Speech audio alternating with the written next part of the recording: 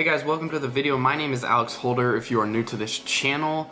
In today's video, we're going to go over 10 things that I wish I would have known when I started training. So basically just 10 things that you can use if you are a beginner to help you further your gains without wasting your gains. So number one on the list is to not overdo it as a beginner. So what do I mean by this? When you are a beginner and you go into the gym for the first time, normally what happens is you go in there for 2 or 3 months and you don't like working out, but you're determined to, reach a body that you set out, or a goal that you set out to achieve, and so you go in and you push past those first 2 to 3 months. Once you get to that 3 to 4 month threshold is when you kind of get into enough good of a shape to where you don't absolutely dread going to the gym. And then from there on, you enjoy it and you start to look forward to it. At least that's what happened for me and a lot of the people that I've talked to about it. A lot of times when you start going to the gym about that 3 or 4 month time period, you really feel like you see these big people on social media, you see these people who've been lifting for years, and you're determined to look like them. So what you do is you go and try to overdo it. So that's number one, don't overdo it. So you try to go into the gym and overdo it. Basically what that means is you're doing more than you should in the gym. When you're a beginner, even in the first 2 to 3 to 5 to 8 months, you really don't need to be working out a muscle that much for it to be getting enough work in to grow.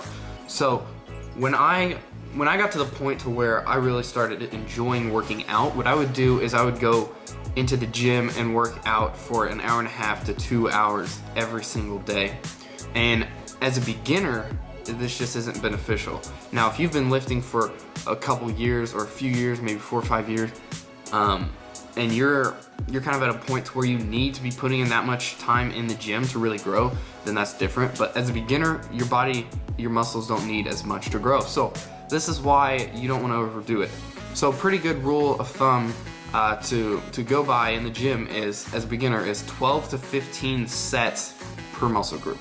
So if I'm still in that, the first 5 or 6 months, then I'm gonna go into the gym, and let's say I'm hitting chest that day. I'm gonna do 12 to 15 sets, meaning if I'm doing 3 sets on bench press, that's 3. So that leaves us 9 to 12 sets for chest. So when you do it like that, then you are, first of all, working out all of your muscles evenly if you're doing 12 to 15 sets per muscle group on that muscle day.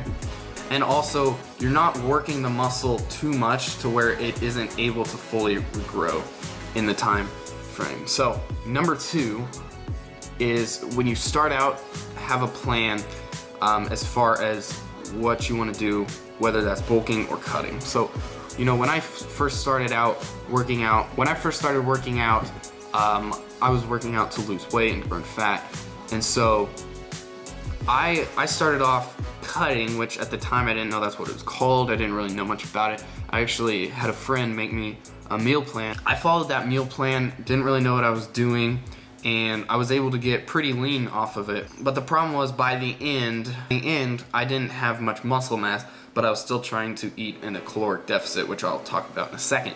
But have a plan when you first start out. So don't just go into the gym and work out and eat healthy. Like, go into the gym, know what your overall goal is, know if you need to be doing cardio, how much you need to be doing. And also, as far as nutrition goes, I'm not going to talk about macros, but I would recommend you count macros over trying to eat healthy, because what that's going to do is it's going to tell you exactly how much you're eating, and if you know how much you need to be eating, then you can see where the difference is and you can make up for it some way or another. Number 3, you need to be thinking long term. This is something that I definitely struggled with. I was thinking so short term that I was just trying to get leaner and leaner and leaner, but with the muscle mass that I had at the time, it was very difficult for me to get down to, below 9 or 8% body fat. So you gotta be thinking long term. So if you are on a cut, unless if you're doing a show, I don't recommend that you get down below 8 or 9% body fat, just because A, it's not healthy, and B, you're gonna end up sacrificing time that you could have been focusing on putting on more muscle. Okay, so if your goal is to get shredded for summer or to look good for a certain event, that's great, but don't get so focused in that one very temporary event that you sacrifice your long-term game for it. Number 4 is don't cut forever. So I kind of mentioned something about like when I started out cutting, and I think a lot of people get into fitness this way. They go to the gym because they want to either like get a six-pack or they want to burn off some fat, so they're not, you know, overweight or chunky or whatever. So when you go and start in the gym, most likely you're cutting, whether or not you know it. But when you start out cutting, don't cut forever, right? So when you get to that point to where you're not really making much progress and it kind of just seems like you're spinning your wheels, odds are you're lean enough to where it's time to put on some muscle. It's time to get in that surplus. So here's a picture of me about 16 weeks after I started working out. Now in this picture, you can tell that I'm decently lean. I'd say I was probably close to 10% body fat, 9 or 10% body fat there. And the problem is, once I got to this body fat, I kept cutting for probably another 6 months. Okay, I didn't really know what I was doing as far as nutrition went. Okay, so I didn't know much about like bulking or cutting or surplus or deficit. And so I was just trying to limit my calories, eat healthy, work out, you know, 2 hours every single day. And I think it definitely put a hindrance on my gains because I could have been getting in so much more muscle than what I was. Alright, so the 5th thing that I wish somebody would have told me before I started training was to not be scared to ask for help. Now, whether that's in the gym, like needing a spotter or needing somebody who knows what they're doing to help you with form, or even if that's needing, you know, to hire somebody to help you with your training. When I was younger, you know, growing up, I always wanted to be, you know, I always wanted to be leaner and I always wanted to have muscles and stuff that you could see, and also I wanted to be able to lose all the extra fat that I had on. I tried a bunch of times, but it wasn't really until I started seeking the knowledge and also asking other people for help that I actually was able to do it successfully. Don't be scared to ask for help. You know, ask somebody for advice that knows what they're talking about. Obviously, don't go ask any old Joe Schmo. Don't be scared to ask for help. Number 6 is super crucial. This is one of the bigger ones. Focus on form. If you're starting out, you do not need to be going heavy on any of your lifts. You don't need to be worrying about hitting new PRs and all that stuff. That'll come down the road once you know what you're doing. Learn good form, learn good posture on, you know, exercises, learn how to squat, learn how to do all your compound movements, and then learn how to do all the isolation movements as well with good form so that you're getting a good mind-muscle connection. Because a big thing that I think beginners get into is they're typically the weaker ones in the gym when they start out. They're typically the smaller ones in the gym when they start out. So they see, you know, all these people who've been doing stuff for a while, they see them doing, you know, maybe squat with 225 pounds on their back and they're barely able to get 95 without, you know, only doing a partial rep. So then what they do is they try to throw 135 on the bar and they end up having really bad form and, you know, going on to hurt their back, causing back pain. So it's always better to focus on learning form on everything. Every single exercise you will ever do in the gym will be 10 times more beneficial if you're doing it right. So keep that in mind. Don't get into ego lifting. Number 7 is to not be scared. You know, you get into that lean, you know, that lean physique and you want to stay there, but unfortunately to stay there you either have to maintain or you have to be in a deficit. So you can't put on a lot of muscle in a deficit.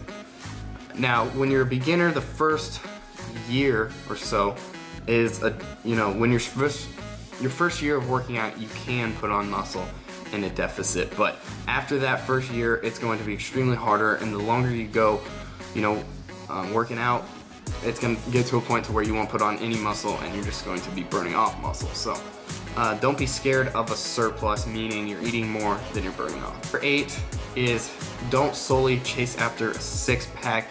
This kind of applies to number 7, but when your main goal is to look shredded, you kind of take away from the bigger picture, right? So you take away from that long-term plan. You take away from putting on more muscle, being bigger in the next cut. So when you are searching after just a six-pack, you're gonna have to be eating in a deficit, meaning you're not gonna be putting on muscles. Number 9 is when you are bulking, don't get too fat, right? So when I first couple bulks, I would try to just eat everything. Like, you know, it's bulking season, so we gotta eat anything and everything that we see.